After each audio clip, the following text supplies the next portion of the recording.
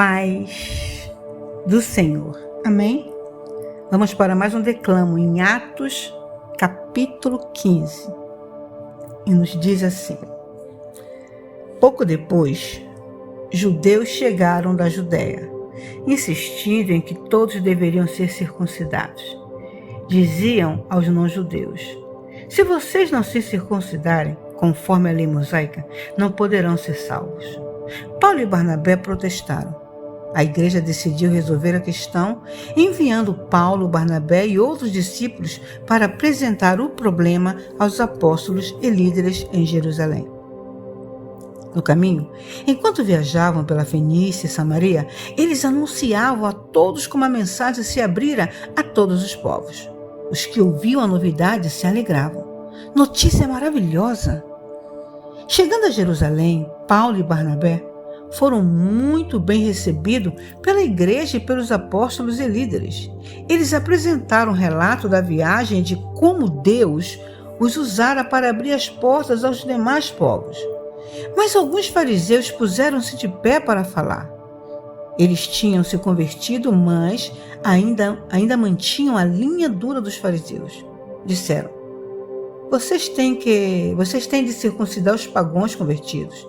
É preciso fazê-los guardar a lei de Moisés. Os apóstolos e líderes convocaram uma reunião especial para estudar o assunto.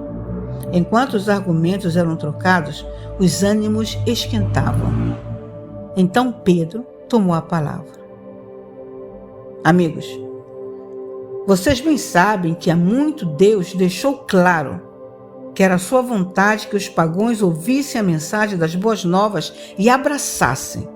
E isso aconteceu não de segunda mão ou de ouvir falar por aí, mas diretamente por meu intermédio. Deus, que não pode ser enganado por nenhum fingimento, mas sempre conhece o pensamento humano, concedeu a eles o Espírito Santo, exatamente como deu a nós. Ele tratou-os de fora exatamente como nos tratou, começando com o que eles eram e trabalhando desse ponto em diante. Depois que creram nele, tiveram a vida purificada. Então, por que vocês agora provocam Deus, oprimindo os novos convertidos com regras que oprimiram nossos antepassados e a nós também? Acreditamos que somos salvos pelo Senhor Jesus, por sua pura graça maravilhosamente fez por nós e também pelos que não são da nossa nação. Por que estamos discutindo então? Houve um silêncio geral. Ninguém dizia uma palavra. Nesse ambiente, Barnabé e Paulo relataram os milagres e as maravilhas que Deus havia feito nas outras nações pelo ministério deles.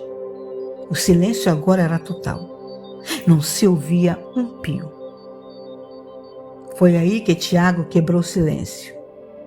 Amigos, ouçam.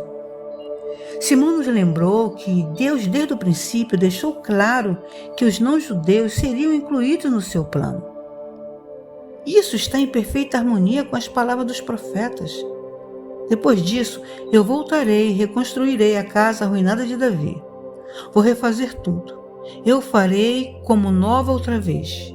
Então, os outros povos que procuram vão encontrar. Eles terão um lugar para ir. Todos os povos pagãos estão incluídos na obra que farei. Deus prometeu isso e agora está fazendo. Não é um pensamento novo. Ele sempre quis que fosse assim. Por isso, esta é a minha decisão. Não vamos impor um peso desnecessário sobre os não-judeus que se convertem ao Senhor. Vamos escrever uma carta com estes dizeres: não se envolvam com nenhum tipo de idolatria. Guardem a pureza moral no sexo e no casamento. Não sirvam comida ofensiva aos judeus cristãos, como é o caso do sangue e da carne ritualmente impura. Essa é a essência da lei de Moisés, pregada e honrada há séculos, todos os sábados em todas as cidades que habitamos. Farei um outro vídeo para não ficar muito pesado, amém?